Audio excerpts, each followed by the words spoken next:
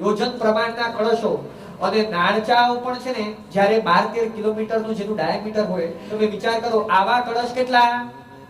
64,000. 8,000 સોનાના, 8,000 ચાંદીના, 8,000 રત્નના, 8,000 માટીના, 8,000 સોના ચાંદી મિક્સ, 8,000 ચાંદી રત્ન મિક્સ, 8,000 સોના રત્ન મિક્સ, 8,000 સોના ચાંદી રત્ન મિક્સ. આ રીતે ટોટલ અડજાતિ ના કળશ આપણે સ્નાતરમાં બોલીએ છીએ અને ટોટલ 64,000 કળશથી એક અભિષેક થાય. અને હવે અભિષેક કેટલા? 250 થવાના. તો હિસાબ કરો ભાઈ, 250 ગુણ્યા 64,000 કેટલા થાય? 1 કરોડ અને 60 લાખ કળશોથી ટોટલ પરમાત્માના મસ્તક ઉપર અભિષેક થાય.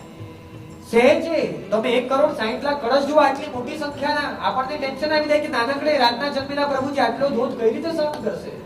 આપણે સ્તવનમાં ગાઈએ છીએ ને, રાતે જન્મે એટલે જળ ધોધ કેમ સહે? સૌ ધર્મેન્દ્રના ચિત્તમાં એવો સંશય બને. અને ત્યારે મેરુ કંપાવી પ્રભુએ એના સંશયને નિવારણ કર્યું અને સમ્યક્તોને સ્થિર કર્યું.